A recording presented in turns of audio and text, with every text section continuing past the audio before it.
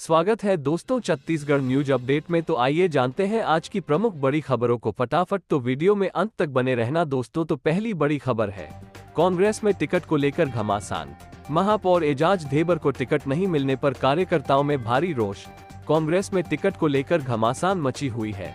दरअसल बुधवार शाम कांग्रेस ने छत्तीसगढ़ की दूसरी लिस्ट जारी कर दी है, जिसमें 53 प्रत्याशियों का नाम शामिल है। वहीं कई टिकट के दावेदारों की मंसूबों में पानी फिर गया है। रायपुर महापौर एजाज ढेबर ने भी रायपुर उत्तर और दक्षिण विधानसभा सीट के लिए अपनी दावेदारी पेश की थी, लेकिन उन्हें टिकट नहीं मिला, जिसे लेकर उनके कार्यकर्ताओं में नाराजगी देखी जा रही है। बड़ी संख्या में कार्यकर्ता राजधानी के सुभाष स्टेडियम में प्रदर्शन कर रहे हैं और मिट्टी का तेल अपने ऊपर डालकर आत्मदाह करने की कोशिश भी की। बता दें कि कांग्रेस आला कमान ने बुधवार शाम छत्तीसगढ़ की दूसरी सूची जारी कर दी है, जिसमें कई कद्दावर नेताओं की टिकट काट दी गई है। वहीं आला कमान ने रायपुर दक्षिण से महंत राम सम्मुद दास को प्रत्याशी घोषित किया है, जिसके बाद से ही महापौर एजाज ढेबर के खेमे में नाराजगी का माहौल बना हुआ है। साथ ही अगली बड़ी खबर सामने आई है, शाह बोले छत्तीसगढ़ में 3 दिवाली मनेगी। जगदलपुर में गृहमंत्री ने कहा, पहली त्योहार वाली, दूसरी 3 दिसंबर को, तीसरी अयोध्या में राम मंदिर बनने पर।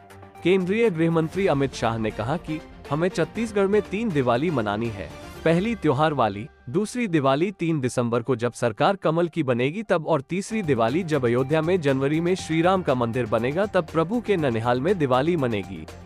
शाह गुरुवार को जगदलपुर और कोंडागांव में सभा को संबोधित कर रहे थे। दोनों जगहों पर प्रत्याशियों के नामांकन में शामिल होने पहुंचे शाह ने कहा, भूपेश बघेल यहां आकर झूठ कहकर गए कि नगरनार स्टील प्लांट का निजीकरण किया जा रहा है। मैं आज यहां कह रहा हूं, नगरनार स्टील प्लांट का कोई निजीकरण नहीं होना है। इस पर सिर्फ हमारे बस्तर के लोगों का अधिकार है और किसी का अधिकार नहीं है। साथ ही अगली बड़ी खबर सामने आई है, 10 विधायकों का टिकट कटा, 7 सीटों पर सस्पेंस, 14 महिलाओं को टिकट, 19 ओबीसी, 14 सामान्य को मौका। छत्तीसगढ़ विधानसभा चुनाव के लिए एआईसीसी ने दूसरी सूची जारी कर 53 सीटों पर प्रत्याशी कैंडिडेट्स घोषित कर दिए हैं। पहली सूची में 30 प्रत्याशियों की घोषणा की गई थी।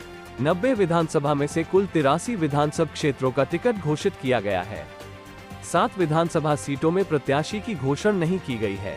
दूसरी सूची में 10 विधायकों के टिकट काट दिए गए हैं। जो सीटें बची हैं, 1-2 दिनों में इन सीटों पर प्रत्याशियों की घोषणा हो सकती है।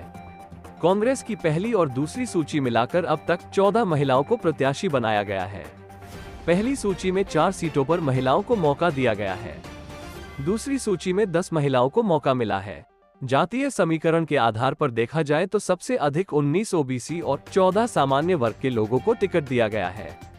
इनमें 8 ब्राह्मण प्रत्याशी भी शामिल हैं। कांग्रेस की 83 प्रत्याशी की सूची में 32 नए चेहरे हैं। कांग्रेस ने ब्लॉक और जिला स्तर से आवेदन के आधार पर प्रत्याशियों का चयन शुरू किया। भाजपा के प्रत्याशियों के सामने जीतने वाले चेहरे नहीं होने के कारण बाहर से कुछ नाम जोड़कर सूची में शामिल किया गया। कांग्रेस ने अपने 71 विधायकों में से अब तक 18 के टिकट काटे हैं। इसी के साथ अगली बड़ी खबर सामने आई है, दंपति नक्सलियों की कर रहे थे सहायता, एटीएस की टीम ने किया गिरफ्तार। पहले भी हुआ था मुकदमा दर्ज। नक्सल गतिविधियों में शामिल होने वाले पति पत्नी को एटीएस की टीम ने गिरफ्तार कर लिया है। ब्रिजेश कुशवाहा और उसकी पत्नी प्रभा को राजधानी रायपुर से पकड़ा गया है। आरोपी प्रभा को रायपुर की कोर्ट में पेश कर ट्रांजिट रिमांड पर लखनऊ के लिए लेकर गए हैं। डिजिटल साक्ष्यों के आधार पर इन दोनों की गिरफ्तारी की गई है। आपकी जानकारी के लिए बता दें, 2019 में इन दोनों का नाम सामने आया था। पिछले कुछ दिनों से एटीएस की टीम को नक्सलियों की गतिविधियों की सूचना मिल रही थी, जिसके बाद जांच में पता चला कि ब्रिजेश और उनकी पत्नी प्रभा नक्सल गतिविधियों में शामिल है। ब्रिजेश देवरिया के बरहज थाना क्षेत्र स्थित बड़की राबदी गांव का रहने वाला है। इन्होंने गोरखपुर से संस्कृत में एमए की शिक्षा प्राप्त की है। इसके बाद बिलासपुर में नौकरी के दौरान साल 2006 में उसकी मुलाकात प्रभा से हुई थी। साल 2010 में दोनों ने शादी कर ली थी। शादी के बाद ब्रिजेश और उसकी पत्नी प्रभा मजदूर किसान एकता मंच और सावित्रीबाई फूले संघर्ष समिति से जुड़कर वामपंथी विचारधारा का समर्थन करने लगे थे।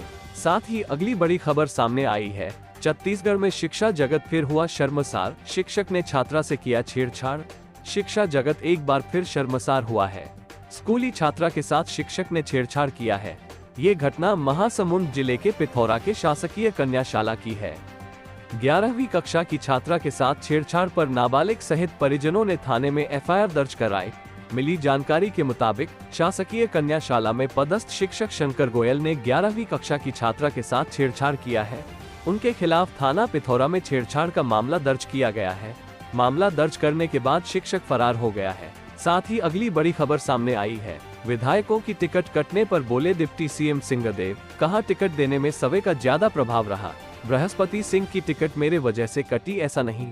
कांग्रेस की दूसरी सूची को लेकर डिप्टी सीएम टीएस सिंहदेव की प्रतिक्रिया सामने आई है।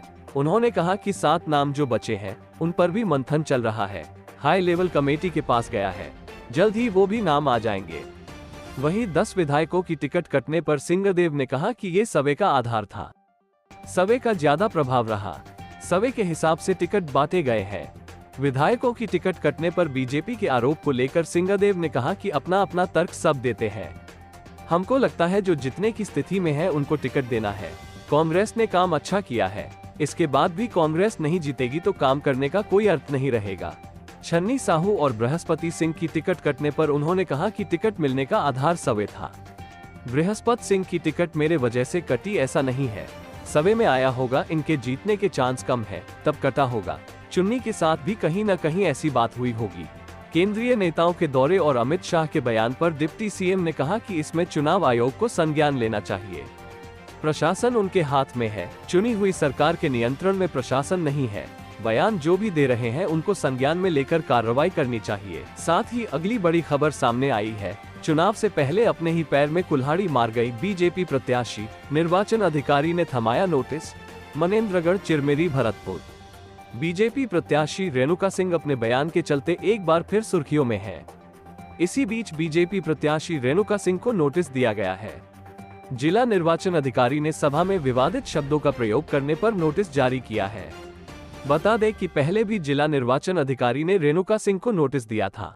दरअसल बीजेपी प्रत्याशी रेणुका सिंह ने कहा था कि मैं वो नेता हूं कि जो मेरे कार्यकर्ता की एक उंगली काटेगा तो मैं उसका एक हाथ काटकर दूसरे हाथ में देना जानती हूं। इससे पहले चुनाव आयोग आचार संहिता उल्लंघन मामले में नोटिस दे चुका है। बता दें कि छत्तीसगढ़ में विधानसभा चुनाव की तारीखों का ऐलान हो गया है। प्रदेश में 2 चरणों में मतदान होने हैं। पहले चरण का मतदान 7 नवंबर को तो वहीं दूसरे चरण का मतदान 17 नवंबर को होने हैं। सभी पार्टियां चुनाव जीतने के लिए अपनी पूरी ताकत झोंक रही है। एक तरफ जहां सत्ता में काबिज कांग्रेस एक बार फिर से प्रदेश में अपनी सरकार बनाने के लिए जोर दे रही है, तो वहीं दूसरी तरफ भाजपा सत्ता पाने के लिए बेताब है। इसी के साथ अगली बड़ी खबर सामने आई है। पूर्व सांसद की बेटी ने छोड़ी बीजेपी, जेसीसीजे में शामिल हुई जिला पंचायत सदस्य चांदनी भारद्वाज। मस्तूरी विधानसभा से लड़ सकती है चुनाव। विधानसभा चुनाव में टिकट नहीं मिलने से नाराज बिलासपुर जिले के मस्तूरी क्षेत्र की भाजपा नेता और जिला पंचायत सदस्य चांदनी भारद्वाज जेसीसीजे में शामिल हो गई है। अब वे मस्तूरी से पार्टी के टिकट पर विधानसभा चुनाव लड़ेंगी। चांदनी जांजगीर की पूर्व सांसद कमला पाटले की बेटी है। माना जा रहा है कि उनके बीजेपी छोड़ने से बड़ा नुकसान हो सकता है। मस्तूरी विधानसभा क्षेत्र के विधायक डॉक्टर कृष्णमूर्ति बांधी को फिर से टिकट मिलने के बाद से भाजपा में विरोध के स्वर उठने लगे थे। संगठन के पदाधिकारियों ने पिछले दिनों भाजपा प्रदेश अध्यक्ष अरुण साव के बंगले का घेराव किया था। उनका कहना था कि पार्टी को इस बार नया चेहरा लाना चाहिए था, लेकिन अरुण साव ने उनकी बातों को संगठन में रखने की बात कहकर शांत करा दिया था।